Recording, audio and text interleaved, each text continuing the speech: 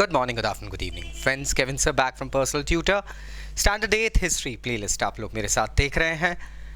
Chapter is Ruling the Countryside and the topic is Crops for Europe. East India company ने Indian सब continent में जो country side थे उन country sides को सिर्फ क्रॉप कमाने का एक जरिया नहीं देखा.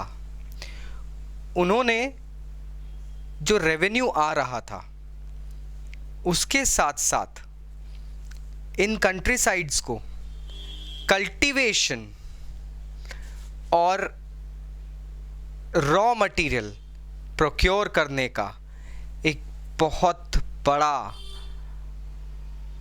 सिस्टम समझना शुरू करा था. They very well knew that these countrysides are not just mere places जहाँ से हम रेवेन्यू कमा सकते हैं. They well aware were of a fact that we can actually procure raw material through these fields as well. हमें इन खेतों से, country side जिसे कहा जाता है, हमें इन खेतों से हमारे यूरोपियन हाउस के लिए, मतलब इंग्लैंड के लिए, ओपियम और इंडिगो बहुतायत से मिल जाएगा. लेट 18th सेंचुरी से इन लोगों ने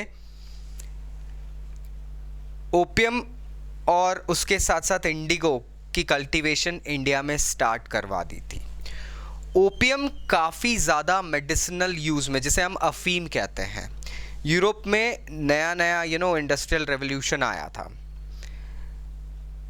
टेक्नोलॉजिकल एडवांसेस हो रहे थे, साइंटिफिक डिमेनर्स अकम्प्लिश किए जा रहे थे.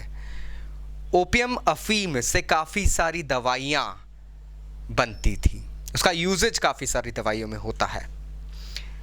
उसके लिए यहाँ से पॉपी उगवाना और उसको फिर सप्लाई करना वो बहुत अच्छा काम था, क्योंकि ओपियम के कल्टीवेशन पे इंग्लैंड में काफ़ी बैन्स लगे थे, because it was also a kind of a drug. लोग उससे एडिक्शन के लिए भी यूज़ करते थे दोस्तों, ड्रग एडिक्ट लोग उसे यूज़ करते थे. तो इंग्लैंड में तो वो बैन था, लेकिन हमारे इंडिया में कौन देख रहा है. तो ओपियम की ग्रोथ हुई. साथ ही साथ मैनचेस्टर में तब नई नई कपड़ा मिलें खुल रही थी दोस्तों. उसके लिए सफ़ेद कपड़े को और चमकदार बनाने के लिए नील, जिसे इंडिगो कहा जाता है, उसकी खेती भी इंडिया में कराई जाने लगी. नील के साथ प्रॉब्लम ये होती है दोस्तों कि ये क्रॉप एक दो बार में उस ज़मीन की सारी फर्टिलिटी निचोड़ के ख़त्म कर देती है. मतलब जो बंदा इस क्रॉप को उगा रहा है उसे ल्यूक्रेटिव ऑफर्स तो मिलेंगे, लेकिन उसकी ज़मीन कुछ सालों में बंजर हो जाएगी.